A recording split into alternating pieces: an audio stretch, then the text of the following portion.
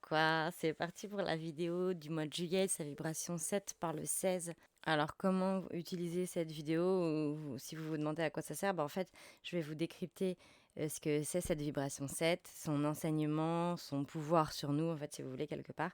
Et ça va vous permettre de vous en servir, toute cette description, comme une sorte de guidance générale pour le mois de juillet, puisque c'est la vibration que l'on traverse tous et toutes collectivement, tout simplement, parce que le mois 7, c'est le mois de juillet en numérologie, et que 2025 égale 9, donc 9 plus 7 égale 16, etc. Et à noter que les personnes dont l'addition du jour plus du mois de naissance, ça donnerait un chiffre 9. Par exemple, si tu es né le 2 juillet, ça fait 2 plus 7 égale 9, ou si tu es né le 16 février, par exemple, ça fait aussi un 7 plus un 2 égale 9, etc. Alors, dans ces cas-là, ton mois personnel en numérologie par le tarot, c'est aussi le 16. Donc, cette guidance te parlera probablement très fortement. Voilà. Je vais commencer par décrypter la vibration 7 via l'arcane du chariot pour mieux ensuite comprendre la vibration 16 via l'arcane de la tour. Et après, on repassera aussi en revue un peu les arcanes mineurs 7 parce que ce sera intéressant de voir justement ce par quoi on peut passer sur le plan terrestre parce que les arcanes mineurs correspondent plutôt à des problématiques terrestres dans le tarot. Quand je parle de terrestre, c'est synonyme en fait de réaliste quoi pour moi, c'est-à-dire ouais, ce qui pourrait se passer dans la réalité, de concret, de tangible et pas dans l'invisible, dans le spirituel, etc. Alors ouais, la vibration 7 est reliée donc à l'arcane du chariot. C'est très intéressant parce que c'est aussi l'arcane qui est relié à l'énergie du cancer dans le tarot et c'est justement la saison que l'on traversait majoritairement en juillet, que l'on traverse encore jusqu'au 22. Et ça nous parle de prendre une direction. L'arcane du chariot et la vibration 7, ça parle de prendre une direction, un chemin. Donc souvent un chemin qu'on prend en fait depuis un choix du cœur qui a été fait, un choix qui respecte un appel de l'âme par exemple possiblement, qu'on a pu être invité à faire ou dont on a pu prendre conscience en juin puisqu'on était en vibration 6 en juin. Et le chariot vient représenter le véhicule terrestre de notre âme, justement, c'est-à-dire notre corps, en fait, comme carapace, comme armure, comme l'enveloppe corporelle qui loge à la fois donc notre âme, notre cœur, mais du coup aussi, par la même occasion, nos émotions, nos mémoires, nos ressentis et nos visions des choses, mais en fait aussi nos contradictions, nos tiraillements, nos peurs, etc. Et le chariot, c'est l'illustration parfaite, en fait, du fait qu'on est bien obligé dans la vie de piloter tout ça, malgré parfois nos aspirations contradictoires, justement. Qu'on est bien obligé de toute façon de piloter tout ça pour avancer, de trouver un juste milieu, que ne peut pas être tout blanc ou tout noir finalement, et qu'il y a une voie du milieu, on va appeler ça comme ça, qui est du coup l'âme, le soi véritable, l'ouverture du plexus solaire, etc. On peut bien voir dans le Rider-Waite que le chariot, si vous regardez sur l'image, le personnage du chariot a un carré au niveau du plexus solaire. Donc c'est vraiment la symbolique de ça, du choix, de l'ouverture. Ok, je me cadre et je me structure depuis ce choix que j'ai fait, qui vient du cœur, de l'âme. Et maintenant, je vais me diriger vers quelque chose, je vais avancer. Et il a au-dessus de la tête aussi une étoile qu'on retrouve ensuite dans l'arcane de l'étoile dans le tarot de Marseille, l'arcane 17, donc 10 étapes suivantes, parce il croit en sa bonne étoile et en fait il va la suivre comme on suit la grande ours pour se repérer, le chemin vers le nord, comme on suit quelque chose pour avancer quoi en fait. Donc il avance en maîtrisant en fait ces différentes contradictions, les différentes parts de lui. On peut parler aussi de parts masculine et de part féminine, ou de part intérieure et de part extérieure, etc. C'est-à-dire représenté ici par le cheval, j'allais dire, parce que dans le tarot de Marseille, c'est un cheval, mais ici, c'est un sphinx. Dans le Rider-Waite, le sphinx noir, le sphinx blanc, etc. Ces différentes parts de sagesse. Et voilà, il arrive quand même à avancer grâce à cette bonne étoile qui le guide, quoi, en fait, au-dessus de la tête, comme ça, qui le guide à avancer et à trouver finalement une confiance en lui et une justesse en lui. Donc quand je dis en lui, c'est ce que nous sommes invités à incarner, ouais, à incarner pour avancer en mois 7 et du coup cette année au mois de juillet, quoi. Il est là aussi protégé, enfermé dans sa cabine, bien carrée, bien cadrée, qui nous parle justement de s'être éventuellement récemment restructuré. On s'est recadré justement pour avancer vers ce choix-là. Ça a nécessité peut-être pas mal d'efforts de recadrement pour certains et certaines. Et puis, il y a aussi ces 2 lunes sur les épaules qui symbolisent le fait qu'on ait pris conscience justement de notre part intérieure comme notre part extérieure, hein, les 2 lunes, les pleines lunes et les nouvelles lunes, etc., etc. Tout ça, c'est illustré ici par de la symbolique. Mais ouais, de prendre conscience des différentes parts de nous et de trouver la voie du milieu, comme je disais tout à l'heure. Et puis, il a aussi cette armure qui est très importante parce qu'après, on la retrouve dans différentes arcanes du tarot. Cette armure qui parle justement à la fois de, de confiance en soi, d'autoprotection pour se donner le courage d'avancer. Ça parle aussi de courage, voilà. Donc, c'est vraiment des choses qu'on est invité à incarner en juillet. Donc, ça peut être chez certains, certaines, un nouveau rapport au corps. Chez d'autres, ça peut être un nouveau rapport à la structure qu'on va s'auto-s'imposer pour avancer justement vers un chemin, une redirection qu'on se serait choisi récemment. Et du coup, la tour, l'arcane de la tour, qui est donc la vibration plus haute du 7, c'est-à-dire le 16, puisque si c'est un 7, hein, quand je dis vibration plus haute, je parle c'est dans le sens de dézoomer, c'est-à-dire d'être plus loin, plus haut que les problématiques terrestres, d'avoir dézoomé là-dessus, d'être plus proche des problématiques spirituelles. Enfin, problématiques spirituelles, ça veut rien dire, mais d'être plus proche de sa part spirituelle, de sa volonté de libérer sa conscience, etc., etc. Et donc ici, le 16, la vibration supérieure du 7, nous parle de la nécessité d'une étape de destruction pour tendre vers cette redirection. En fait, c'est ça que ça nous raconte. La destruction d'une forme de passé, la destruction de nos croyances, de nos propres limitations aussi, la destruction des structures, en fait, des façons dont on a pu se structurer, soit se structurer soit structurer sa vie, soit structurer ses pensées aussi. Ça peut nous rappeler aussi l'idée de rapport au corps, la façon dont on a structuré son rapport au corps, de par des croyances ou des habitudes. Donc c'est tout plein de choses et de sujets qui peuvent être chamboulés, voire détruites par des événements extérieurs ou des occasions extérieures qui viennent provoquer des très grandes prises de conscience ou alors des choses de la vie qui nous sont imposées d'un coup par la vibration 16. Si vous regardez bien l'illustration de l'arcane de la tour, c'est vraiment ça que ça nous raconte. C'est qu'un événement extérieur, quelque chose régi par la vie, l'univers ou le divin ou que sais-je, vient perturber nos structures, nos sécurités, etc. Donc la métaphore de la tour ici, pour la détruire, pour pouvoir nous faire avancer différemment, autrement, parce que ces choses-là, en fait, elles nous empêchent d'avancer dans la nouvelle direction qu'on se souhaite, parce que c'est des structures ou des limitations qui appartiennent trop au nous du passé. C'est important aussi de nous rappeler que 3 mois avant, nous étions en mois 13, donc au mois d'avril, on était en mois 13, et on venait vivre, chacune, une sorte de mort de l'ego. D'une manière ou d'une autre, il y a quelque chose de notre ego, du passé, qui a été compris intérieurement et transformé et vécu possiblement comme une forme de mort de l'ego, comme on appelle ça, hein. Enfin, qui était un process plutôt intérieur pour le coup. Et là, on voit autour de nous se détruire ou se déstructurer justement la forme d'armure en fait qui avait été créée autour de nous, l'armure qui vient protéger l'ego et le consolider et tout ce qui était lié à toute cette structure en fait et souvent on imagine comme sécurisante. Il y a cette idée-là dans la tour, on s'imagine qu'on est bien sécurisé à l'intérieur de ce qu'on s'est construit, bâti autour de nous. En revanche, on voit dans cette illustration typiquement qu'il n'y a pas de porte, il n'y a pas d'issue en fait. Et c'est la symbolique du fait que c'est des choses qu'on s'est créées qui sont devenues finalement plus enfermantes que libératrices et qu'émancipatrices. Alors là, il y en a peut-être certaines qui écoutent cette vidéo et qui se disent bah ouais, mais pour l'instant c'est la merde quoi, j'ai tout perdu d'un coup, ou alors j'ai eu, ça peut être aussi dans un tirage par exemple, ça peut être représentatif d'un coup de foudre la tour, parce que c'est un coup de foudre, un truc inattendu quoi, auquel on s'attendait pas, ça vient tout chambouler dans notre vie, ça vient tout chambouler nos plans, etc., etc.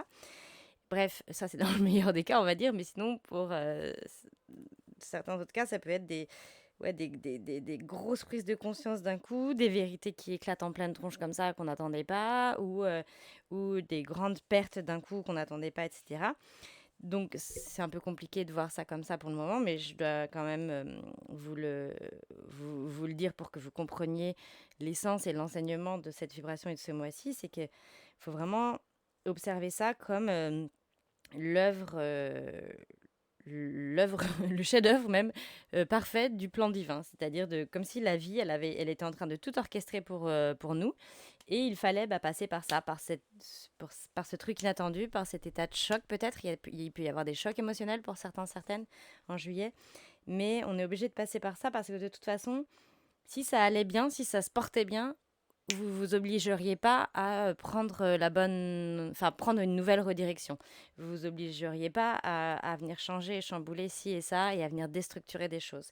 Donc on est obligé de passer par une phase de choc dans ces cas-là, et c'est la vie qui s'en occupe, quoi.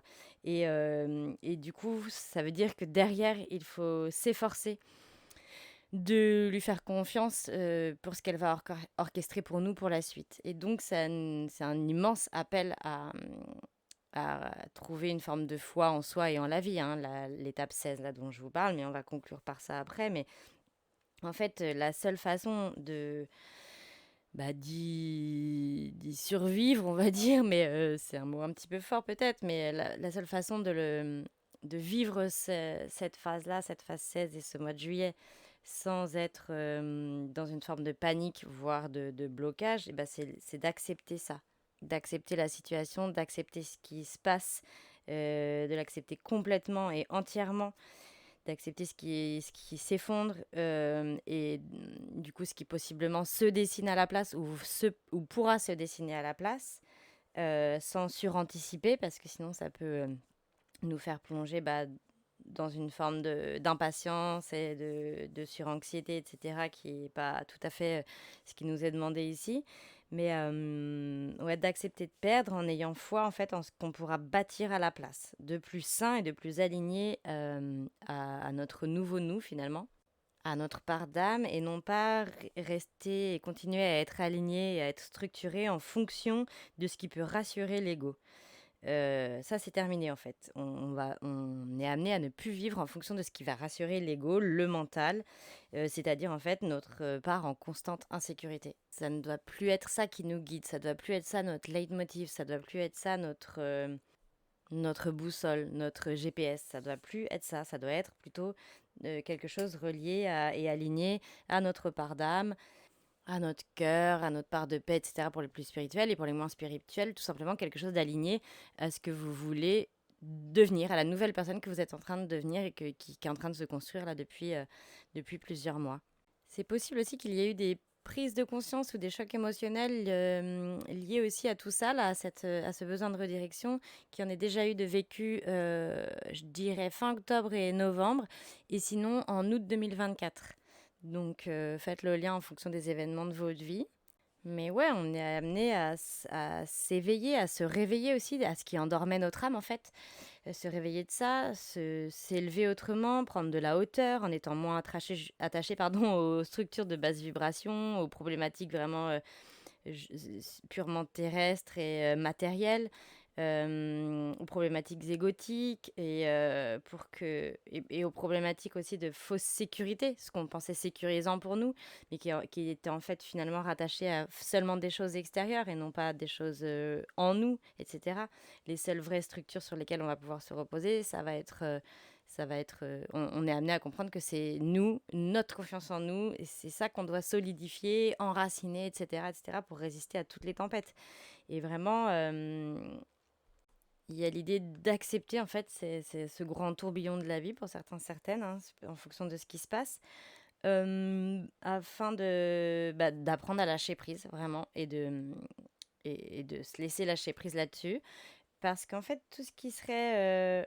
si jamais vous êtes dans la résistance encore, et que vous essayez péniblement là, de venir récupérer les pierres qui tombent, les pierres de cette tour qui s'effondre, donc c'est de la métaphore, hein, mais voilà, les pierres des choses du passé que vous essayez de récupérer pour remettre en place et tout, pour essayer d'encore faire tenir la baraque comme elle tenait avant, et ben ça peut que vous alourdir et vous empêcher d'avancer si vous adoptez cette attitude. Vaut mieux lâcher complètement prise, laisser les choses s'effondrer, s'il faut, en pleurant, en acceptant, en étant au fond du trou pendant 1, 2, 3 jours, c'est pas grave, c'est une étape nécessaire parce qu'en fait, si vous faites l'inverse, si vous êtes dans la résistance, ça va ça va bloquer votre progression et votre propre délivrance, éventuellement orchestrée par l'univers en fait. Donc, ce serait concrètement contre-productif de réagir comme ça. Et c'est pas facile et pas donné à tout le monde, je le conçois. Mais de toute façon, vous y repasserez dans 9 mois par une autre vibration 7. Donc ça reviendra forcément d'une façon encore plus dure si vous y résistez, hein. Ça, c'est la loi des cycles. Et là, ce mois de juillet nous demande tout le contraire de ça, tout le contraire de la résistance. Elle nous demande d'accepter le lâcher prise, d'accepter ce qui s'effondre, ce qui disparaît et tout, de nous du passé, pour être plus en lien, en harmonie avec le nous du présent et laisser la version du nous du présent pouvoir évoluer et pouvoir se reconstruire, se rebâtir autrement, etc., etc. Et on arrive à la 16e minute, lol. Et on va pouvoir parler des arcanes mineurs maintenant et de les analyser un petit peu parce que je trouve ça justement intéressant pour venir encore mieux décortiquer ce qui peut se passer sur le plan de la vie terrestre, matérielle, réaliste pendant un mois 7. Parce qu'on a d'abord par exemple la 7 de coupe qui est la carte des illusions, c'est vraiment son mot-clé. Donc on peut typiquement avoir affaire en mois 7 à des réalités qui viennent nous bousculer et qui viennent nous faire prendre conscience qu'on était complètement dans l'illusion par rapport à tel ou tel sujet ou thématique de notre vie. Et qu'on s'inventait des histoires, qu'on s'inventait des croyances, qu'on s'inventait une suite, un futur, et qu'il en sera tout à fait autrement, hein. C'est possible s'il y a eu perturbation dans la suite d'un projet, dans la suite d'un lien, dans la suite de n'importe quoi. Bref, il y a l'idée en mois 7 de prendre conscience de ses propres illusions dans lesquelles on se confortait possiblement parce on se sentait en sécurité de cette façon-là. Et par la même occasion, je trouve que cette carte, elle nous parle aussi du coup de la nécessité de revoir, de prendre conscience de ses illusions pour revoir ensuite ses projections, ses futures projections, et peut-être même reconstruire de nouvelles projections plus réalistes, plus enclins à ce qu'on se souhaite vraiment, à ce qu'on sait de bon et de sain pour nous, etc., etc. Et dans la même vibe, il y a le 7 d'épée qui est la carte des secrets, des cachotteries, des non-dits, etc., qui est une carte un petit peu à double tranchant, un petit peu dur à interpréter dans le tarot parce que ça dépendra vraiment euh, de notre vie ou du reste du tirage, etc. Mais en gros, ici, ça nous donne l'indication quand même qu'il y a peut-être des fausses vérités qu'on se racontait sur nous-mêmes, qu'on racontait aux autres ou qu'on racontait à nous-mêmes aussi parfois, hein. Ça peut parler de vérités qui éclatent, de vérités qui blessent, soit de vérités sur un personnage ou une situation extérieure ou de vérités aussi intérieures, hein. Qu'on s'est menti à nous-mêmes sur ci ou ça.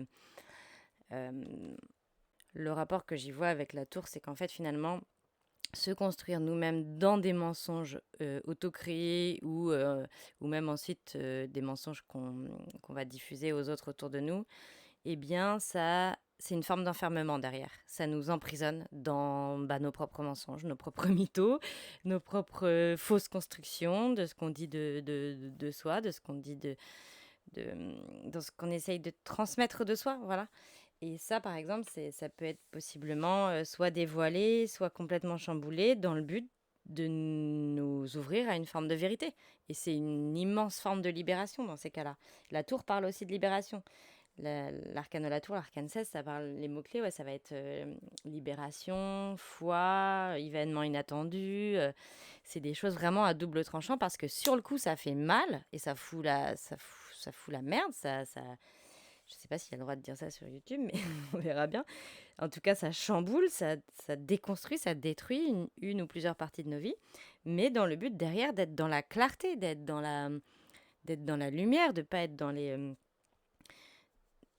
des bails sombres, dans des bails de non-dits, dans des bails de cachotterie, etc., qui sont pas finalement le plus sain pour nous, pour la façon dont on avance, etc., etc.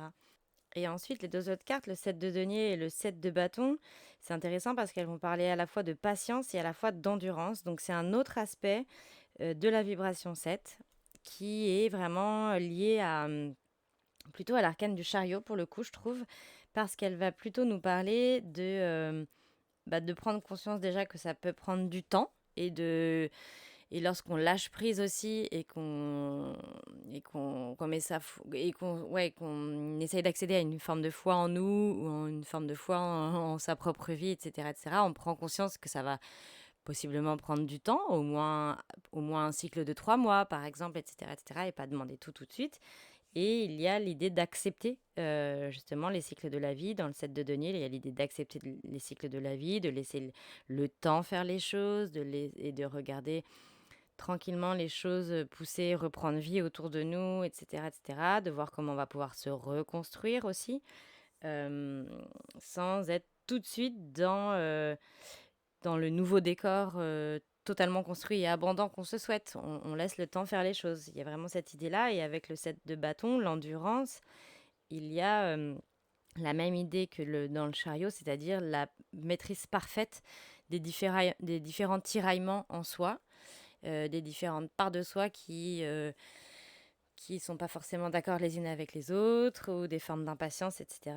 Les bâtons dans le tarot, c'est l'élément feu en nous, c'est-à-dire c'est tout ce qui est lié au comportement, à l'énergie vitale, etc. Donc là, il va y avoir aussi, ça nous appelle en fait à trouver en nous une forme d'endurance, voilà, pour résister à cette étape inconfortable qui est l'étape du mois 16. Et donc c'est pareil, c'est à double tranchant parce que ça parle aussi de ne pas lâcher. Alors on ne vous demande pas ici de ne pas lâcher les vieilles pierres du passé qui sont en train de tomber de la tour, justement, hein, la métaphore que je disais tout à l'heure. Mais ça, par exemple, il faut lâcher. En revanche, ce qu'il ne faut pas lâcher, c'est cet état constant de paix, de foi en soi, d'y croire, de se projeter sur des nouvelles choses ou de faire survivre la nouvelle part de nous plutôt reliée à notre âme, etc. Parce qu'en face, l'ego, lui, son but, c'est de faire survivre l'ancienne part de nous. C'est un bordel, je le conçois, mais c'est une étape ultra nécessaire. Et c'est comme une forme d'autocombat avec soi-même, envers soi-même, etc. Ou en tout cas, envers le nous du passé et le nous du présent qui essaye de lutter pour se faire entendre, comprendre et exister à l'avenir. C'est vraiment ça le 7 de bâton aussi. Donc c'est pour ça qu'il me semblait intéressant aussi de revoir un petit peu les 4 arcanes mineurs liés au 7 parce que c'est vachement parlant en fait justement sur cet enseignement aussi d'un mois 7. Il y a encore tellement de choses que je pourrais dire, notamment liées à la foi, tout plein de choses comme ça lié à l'arcane de la tour et ouais, à cette recherche de foi et de faire confiance en la vie, de plonger, enfin c'est le grand saut aussi, hein, de plonger dans le grand saut de l'inconnu, et, hum, et juste se faire confiance et d'avoir foi en la vie comme si on se jetait dans les bras de notre propre mère, etc., relié au cancer, nanani, nanana. Tout plein de choses à dire, mais la vidéo serait un petit peu trop longue à mon goût, j'avais envie de faire un truc pas trop long, et surtout je pense que je ferais ce petit laïus sur le côté foi plutôt dans un réel sur Insta. Voilà, n'hésitez pas à suivre aussi sur Insta si vous ne le faites pas déjà, ou alors à vous abonner à cette chaîne pour bah, être au courant en fait dès que je sors une nouvelle vidéo tout simplement. Et puis, et pourquoi pas à mettre un petit like ou un commentaire sur cette vidéo également, ça m'aide pour l'algorithme YouTube, t'as capté. Ah oui, je voulais préciser aussi que ce genre de guidance comme je viens de le faire là pour le mois de juillet, c'est de la guidance de numérologie par le tarot et c'est ce que je propose aussi quand je vous propose des guidances personnalisées. C'est-à-dire en fait je vous fais d'abord un audio sur justement votre mois personnel, je calcule votre mois personnel, ce que vous traversez comme vibration et je vous l'explique exactement comme je viens de faire ici. Et ensuite je vous tire 3 cartes avec le tarot, un petit tirage flash plus des cartes conseils. Ce que je vais faire, c'est que je vais remettre le lien vers la commande des guidances perso. C'est un lien PayPal, je vais le mettre dans la description de la vidéo et comme ça vous pourrez commander votre guidance perso pour le mois de juillet si vous le souhaitez. Voilà, merci à toutes et à tous. J'espère que ça vous sera utile pour mieux comprendre ce que vous traversez actuellement pendant ce mois chamboulant. Et puis, sachant que le mois prochain, nous passons en vibration 17, l'arcane de l'étoile, pendant un mois majoritairement sous l'énergie du lion. Et l'arcane de l'étoile, c'est l'arcane du Verseau, qui est le signe opposé et complémentaire du lion. Donc je trouve ça super intéressant et j'ai déjà plein de choses à en dire. Et donc ce sera dans une nouvelle vidéo. Merci encore et à très bientôt, j'espère.